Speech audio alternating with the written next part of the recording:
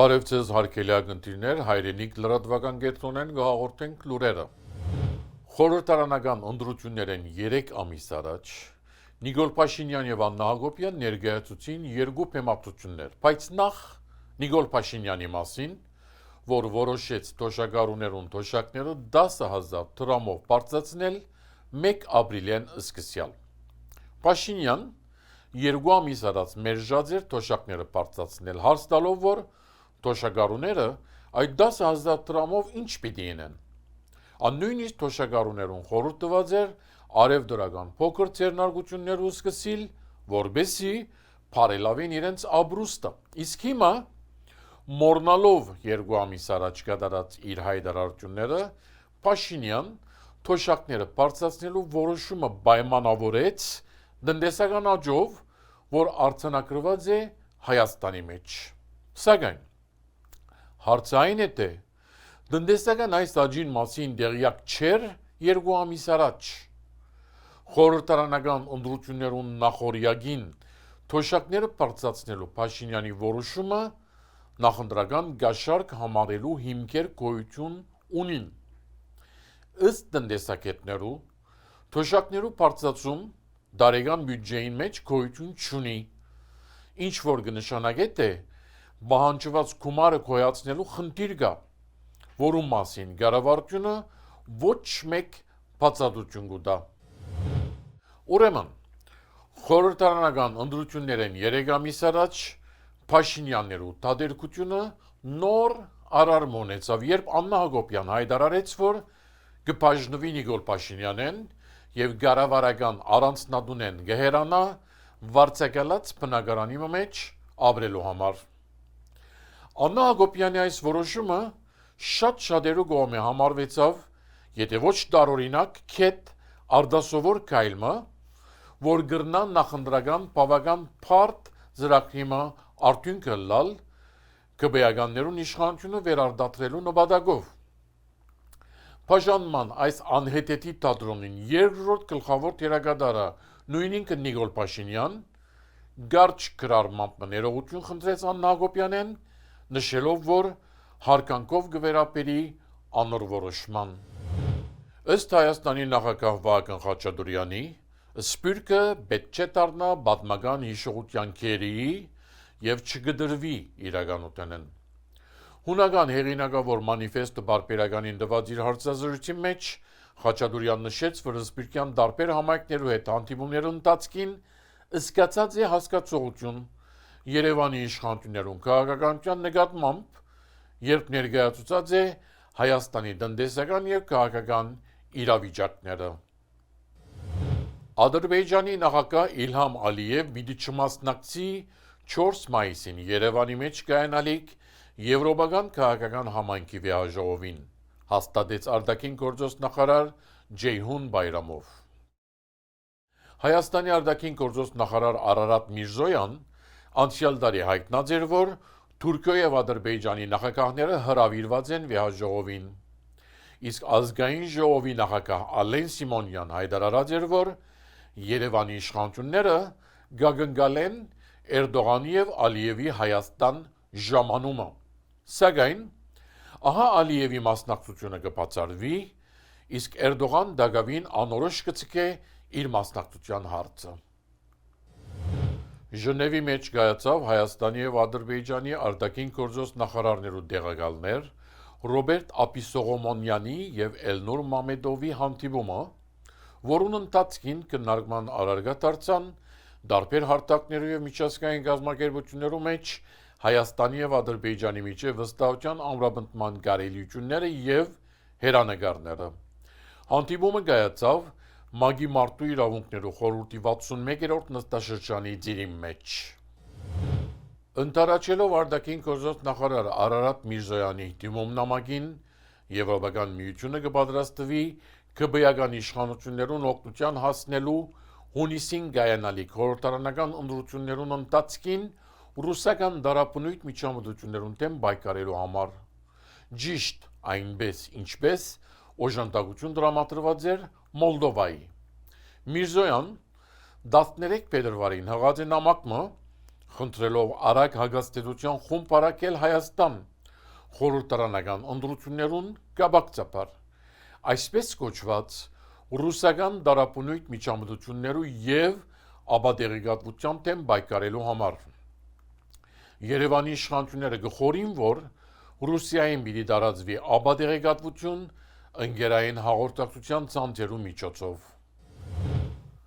Տաքսիի ավելի քան 600 վարորդներու ստորագրությամբ Նիկոլ Փաշինյանի ուղղված նամակ մահանձնվեցավ կառավարության։ Վարորդները կպահանջեն, որ կառավարությունը ճանչնա իրենց ամսական եկամուտը, որովհետեւ գարենան օգտվել հունվարին ի վեր գործող բժշկական ապահովակությունեն։ Վարորդները երկու շաբաթի ի վեր բողոքի հավաքներ կկազմակերպեն, բողոքելով, որ կվճարեն եկամուտի դուրքը, սակայն չեն օգտվել բժշկական ապահովակությունեն։ Հայօգնության միության արևելյան շրջանային վարչության նախաձեռնությամբ այս տարի եւս 7 մարտին պիտի գործադրվի Հոմ Նորյան երիտասարդական ծրագիրը հայկական ուսումնասիրություններու եւ հետազոտություններու ազգային ընկերակցության Բելմոնտի կենտրոնին մեջ։ Այս տարվան դասախոսներն են Մարալ Քիբարյան Սկելսի, Փիթեր Բալակյան, Մարկ Մամիգոնյան եւ Ջուլիա Հինտլյան։ Ծրագրին համագարկողն է դոկտոր Խաչիկ Մուրադյան։ Դասախոսները պիտի ներկայացնեն հայկական արմատներու, պատմական Հայաստանի հետ նախնիներու մեջ են գաբվածության, Միացյալ Նահանգներու մեջ հայ քաղաքոջախներու պատմության եւ գրապարի մասին նյութեր եւ ապա պիտի վարեն զրույցներ մասնակիցներուն հետ։ Միացյալ Նահանգներու արևելյան շրջանի հայտարարի հանձնախումբը կազմակերպած է երկօրյա սեմինարը, որ դեղի պիտի ունենա 21 եւ 22 մարտին Watertown-ի հայկական մշակութային եւ գրթական կենտրոնին մեջ։ Վերահրահրում, վերամասնակցություն, վերաշխուժացում խորագրով սեմինարին ընթացքին քննարկման առարկա պիտի դառնան արևելյան շրջանի մեջ դեղական եւ նահանգային մակարդակներու վրա հայտարարի պաշտպանության եւ իրազեկման աշխատանքներուն կապված խնդիրներ, հարցեր, հերանեկարներ եւ ծրագրեր։ Հարկելի ակնթիրներ այժմ հարցազրույցը պիտի ունենանք տեղեկություններով ազատության կենտրոնի տնօրեն Շուշան Դոյդոյանի հետ։ Բարև ձեզ։ Բարև ձեզ։ Գխորիկ, որ Հայաստանի մեջ լրատու աղբյուրներու եւ լրագրողներու աշխատանքը ավելի ազատ դարձած է, իսկ տեղեկությունները ավելի հասանելի են։ Նկատի ունենալով, որ անցնող 8 տարիներուն ընթացքին միջազգային տարբեր կազմակերպություններ հետևողականորեն կզեկուցեն, թե Հայաստան վարգանիշի զգալի աճ արձանագրած է տեղեկատվական մարզի մեջ։ Միջազգային վարկանիշները, որոնք գնահատում են տեղեկատվության խոսքի ազատությունը աշխարհի տարբեր երկրներում, այդ թվում եւ Հայաստանում, այո, արձանագրում են առաջընթաց։ Բայց սա չի նշանակում, որ Հայաստանում լուծվել են կամ նվազագույնի են հասել խորքային խնդիրները։ Բազմաթիվ խնդիրներ են առկա ազատ արտահայտվելու իրավունքի կիրառման տեսանկյունից։ Առաջինը դա այն է, որ այո, թեև չկան ֆիզիկական բռնության դեպքեր կամ դրանք նվազագույնի են հասցված, բայց դրա փոխարեն ատելությունը, բռնության քարոզը լայնածավալ մասշտաբների են հասել առցանց միջավայրում, սոցիալական հարթակներում եւ լրագրողները իրենց այս կամ այն հրապարակումների համար թիրախավորվում են ատելության, բռնության խոսքի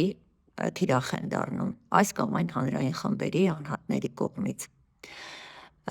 Մեկ այլ խնդիր է, խորքային խնդիր է այն, որ էականորեն աճել են լրատվամիջոցների լրագրողների դեմ հարուցվող դատական գործընթացները, որոնք լուրջ լրջագույն ֆինանսական բեռ են որոշ դեպքերում դառնում լրատվամիջոցների համար։ Մեկ այլ խորքային խնդիր ցանկանայի նաև առանձնացնել այն, որ արտաքին առումով, թեև տեղեկատվություն ստանալու հարցումների ճնշող մեծամասնությունը ստանում է պատասխաններ, բայց բովանդակային առումով այդ պատասխանների մեծ մասը թերի են, լղոզված են եւ փաստացի լրատվամիջոցը ստանում է պատասխաններ ուղարկած տեղեկություն ստանալու հարցմանը, սակայն չի ստանում իր փնտրած տեղեկությունը։ Սա արդեն խորքային խնդրի մասին է ահազանգում, որ տեղեկատվության ազատության ոլորտում մենք ունենք նոր ի հայտ եկած բավական բարդ խնդիր, Ինչու եմ նշում բարդ, որովհետև նման խախտումները բողոքարկելը բավականին լուրջ մարտահրավեր է իրավապաշտպանների համար եւ լրատվամիջոցների համար։ Եվ միջազգային հանրությունը հաճախ աչք է փակում նման դեպքերի վրա, որովհետև ելնում է ընդհանուր աշխարհաքաղաքական գործընթացներից եւ չի կենտրոնանում այս կամ այն փոքր կամ մեծ խնդիրների վրա, որոնք առկա են երկրում։ Վերջին շրջանին պաշտոնատարները սկսած են թիրախնդրել լրագրողները եւ լրատու աղբյուրները։ Այս գործելավոճը ինչպես կտեղավորվի ԿԲ-ական վարչագարկը ժողովրդավարական վարչագարկերու շարքին տասելու արևմուտքին հետևողական չանքերում մեջ։ Լեոնին համաձայն եմ, որ առկա է ագրեսիվ ռետորաբանություն լրագրողների հանդեպ, ընդ որում պիտի ասեմ, որ այս երևույթը միայն բնորոշ չէ Հայաստանին, սա համընդհանուր գլոբալ գործընթաց է, որի առաջնային նպատակն է հեղինակազրկել լրատվամիջոցներին, այն դերը, որոնք նրան կատարում են հանրությունում, իրազեկել հանրությանը կարևորագույն գործընթացների մասին, բացահայտումներ անել կոռուպցիոն ռիսկերի մասին եւ այլն, այս առումով փորձ է արվում նվազեցնել լրագրողների դերը եւ հեղինակազրկել։ Հեղինակազրկման արդյունքում բնականաբար ձևավորվում են նաև բացասական նարատիվներ լրատվամիջոցների եւ նրանց ներկայացուցիչների հանդեպ, եւ այն աշխատանքը, որ նրանք կատարում են, ուղղակի անիմաստ է դառնում։ Օգտակարությունը էականորեն նվազում է։ Բազմաթիվ վերջերս բազմաթիվ դեպքեր են արձանագրվել ազգային ժողովի կողմից լրատվամիջոցների հավատարմագրման կասեցման, դադարեցման հետ կապված, որոնց վերաբերյալ լրագրողական հանրությունը բավականին կոշտ քննադատությամբ է հանդես եկել, բայց սրանք գործընթացների ամենատարբեր դրսևորումներ են եւ որոնց հիմնական նպատակն է հենց այն, որպեսզի հեղինակազրկվի լրագրողական համայնքը եւ նրա կատարած աշխատանքի կարեւորությունը։ Իշխող վարչախումբը բարբերաբար գխոսի Հայաստանի դեմ շղթայազերծված դեղատվական պատերազմի մտեմ առանց ներկայացնելու համոզիչ ապացույցներ։ Այս քաղաքականության նպատակը ինչ է։ Գխորիկ, որ որոշ հանգրվանիման ընթացքին գրնան իրավական միջոցներու թիմել անտիմատիր լրատու աղբյուրներու աշխատանքը գասեցնելու համար, ընդրություններուն արդյունքներուն վրա ազդելու նպատակով։ Այո, կան առկա են բազմաթիվ մարտահրավերներ կապված ապատեղեկատվության եւ հիբրիդային պատերազմների հետ, սակայն մյուս կողմից դա բավական հարմար գործիք է դարձել իշխանությունների համար, որպեսզի ստեղծվի ընդհանուր հոգեբանական լարվածություն, մարդիկ անընդհատ լինեն անկայուն եւ չպաշտպանվածության զգացողության մեջ, եւ նման հասարակությունում բավական հեշտանում է կառավարումը հանրային գիտակցության ուղղորդումը իրենց ցանկալի ուղղությամբ կամ իրենց ցանկալի նպատակներին հասնելու համար։ Հիբրիդային պատերազմի խոսույթը արդեն բավական հաճախ է օգտագործվում որպես վահան ցանկացած քննադատություն արտաքին ազդեցություն որակելու առումով։ Եվ սա բավական վտանգավոր գործընթաց է, որովհետև լղոզում է սահմանը եւ դժվար է լինում արդեն տարբերակել թացը չորից իրական ապատեղեկատվությունը իշխանություններին կամ կառավարության ուղղված քննադատությունից։ Շատ հարմար է քննադատությունը, որպեսզի նսեմացնել դրա արժեքը, ուղղակի որակում ես որպես հիբրիդային պատերազմի դրսևորում եւ ուղղորդված նսեմացվում է այդ քննադատության դերը եւ նվազեցվում նաեւ դրա արժեքը հասարակությունում։ Այս ամենի լուծումները իմ կարծիքով առաջինը հնարավորինս զարգացնել ինքնակարգավորման համակարգերը երկրում, որպեսզի լրագրողների հետ վեճերը ոչ թե լուծվեն բռնության կամ իրավական ճնշումների, դատական գործընթացների միջոցով, այլև մեկը մյուսի երկու կողմերի միջև խոսակցության, զրույցի եւ էթիկական գործիքակազմի միջոցով։ Նման կառույցներ արդեն ձևավորված են, բավականին լավ դրական պատմություն ունեն արդեն երկրում եւ պետք է վայելեն արդեն հանրային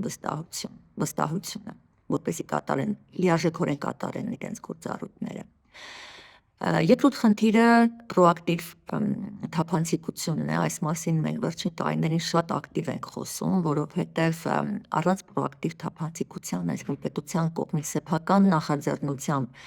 իր մոտ արկա տեղեկությունները լայնածավալ, ժամանակին, լիարժեք հրապարակելն է եւ միայն այս միջոցով է հնարավոր